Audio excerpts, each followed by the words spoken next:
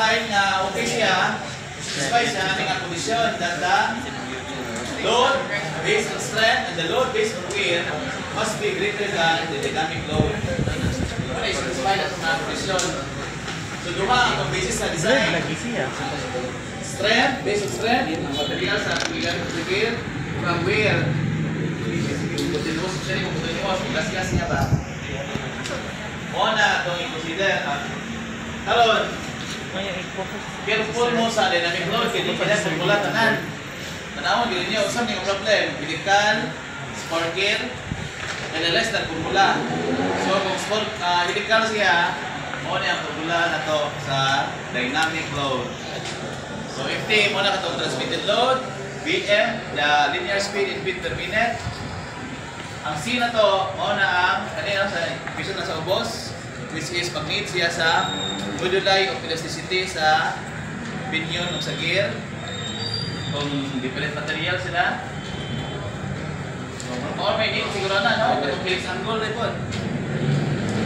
Okay, hindi masya yung different, no? Nasa nanawan. Okay, asa to equate mo to Fs of W. So, Fs na to, I think maulag yung pagpurma sa kuhan, sparker, naluwagan na o, nausap lang rin, PDN, no? PD na itong dito sa sparker, PDN na dire.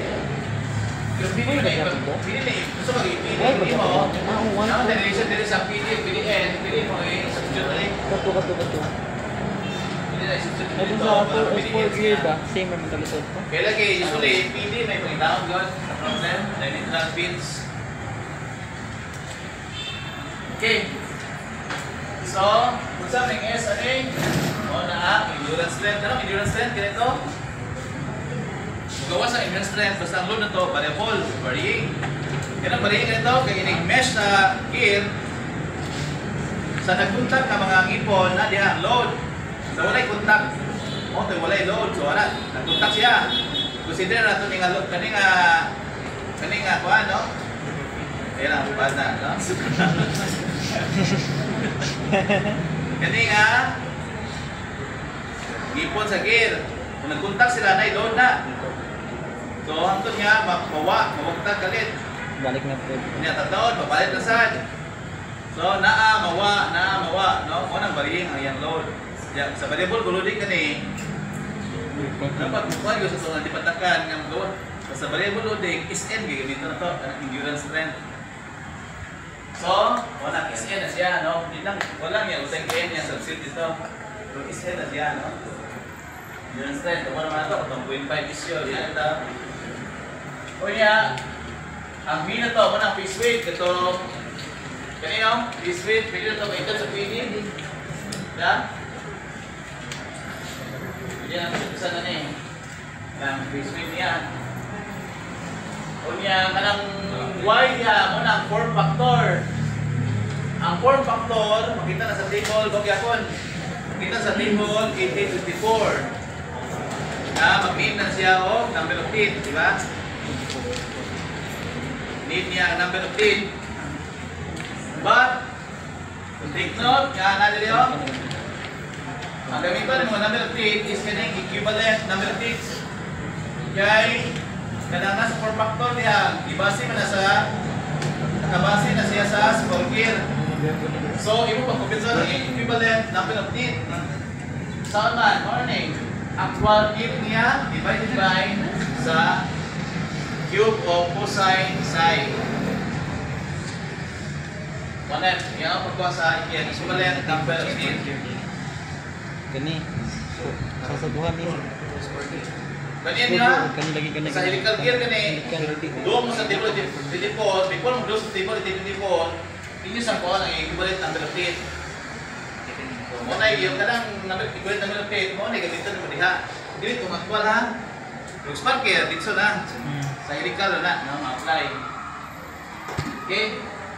Now, kung saan po ng EF diri, ang EF po na ang endurance strength reduction factor, no? Yan ay kinote niya diri, oh. Kung magamit ko ng EF, dapat, ang imo basihan dito sa table 1824, sa form factor, kanang load near middle. Load near middle, no? Diba sa table? table 8024 dahil duha man na load at the tip o load near middle. So magamit ang KF katong load near middle ang gamiton. By the way, kanang KF mura kasi factor of safety. Ang purpose niya pag-review niya ang stress. Diba? Bantay mo S over KF. Pag-review man niya ang stress. Para sa gamit. Kung gamit ang stress, mas safer ang imuhang compute na element.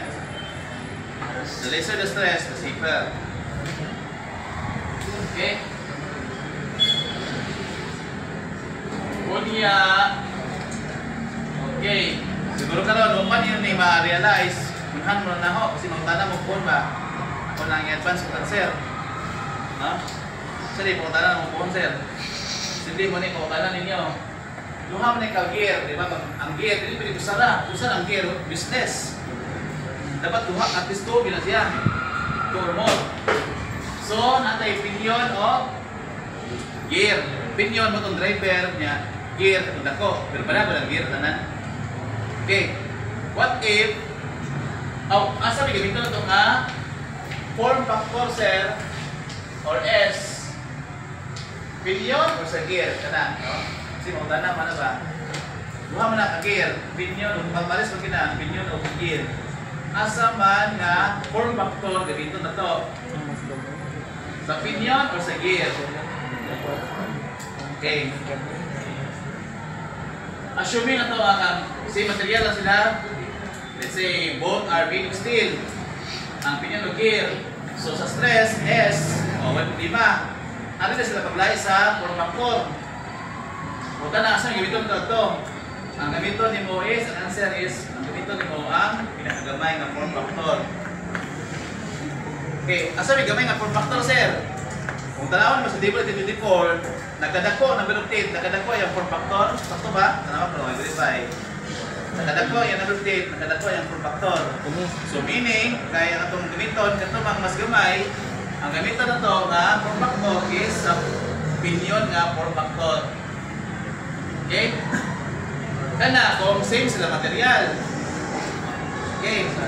Same sila material. Kaya kung what if, dahil na po niya siya nga, dahil na po siya nga situation ha, what if ang problem is, ang pinion o gear are made of different, no? Different material sila. Hindi parehas, hindi steel o steel. Maybe cast iron na kusa, yan steel na kusa. So, mga okay, that's the time na ikaniwan mo. Magkuha kang stress sa bolt, no? Sa pinion, stress sa pinion, stress sa gear. O, kung mo ang ilang form factor, ipag-multiply mo ang SY nila, S times Y. S times Y times sa pinion, S times Y sa gear. Whichever is smaller, mo, tayo-dito mo. Ano yung answer? Okay? Whichever is smaller yun, no? Katong unang case is kung same material, so wala yung problema sa S. Pwede dito na ka sa form factor. Pinion, kung gamiton nga form factor. Ay kadang case is different material sila. Mag-propose yung ka na multiply mo ang S times Y. Ito kag S times Y sa gear, S times Y sa pinion. Asay mas gamay, o tayo gamiton ni mo diha. Eh kung gaya sa gamay, gaya sa tanan. Diba? Okay? Naipunta na? So, I hope na-absorb nyo, no? May mo, paano yung check na ko? Yapo na. So, please, i-focus gamay ba? Focus po na gamay, kaya kapit na bata, no? Then, kanuha, overload. Ano yung formula? Mamawar sa burger gyapon naluwagan gyapon o kaning cosine. O man sa burger. Okay? Basta batayan na ninyo ha. Wala na basic. Ang wear load o wear load o straight load must be greater than the dynamic load.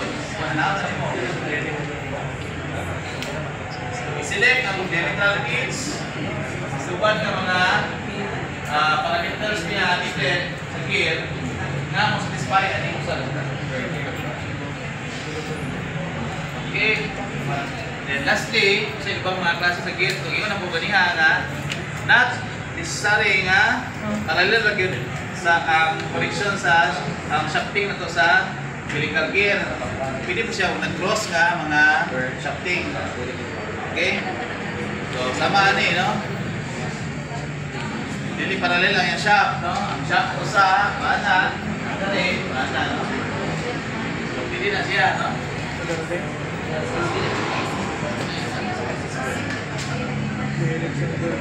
mo po rin, no? Full. Ang ibabaw mo na kung parallel shaft.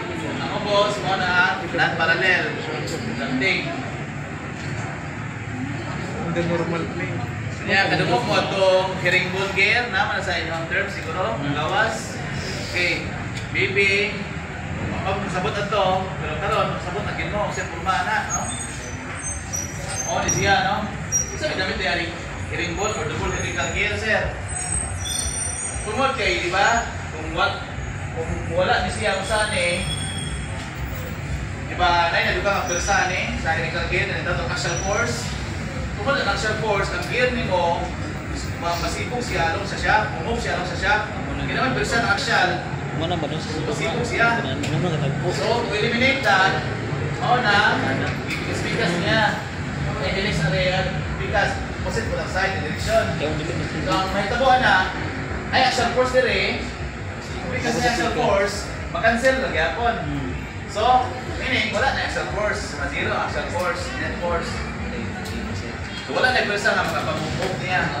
Mas stable na siya. Wala ano yan, rotates. Muna siya, herringbone o double helical, no? Ano yung ibig ito? First time, mas nakan na helical ko. Okay? So, ma-minimize or ma-prevent ang axial force or thrust load. Axial or thrust load, maon rin na. Thrust or axial loads. Okay, by the way, mo niya, kung ano nyo, nag-create na nga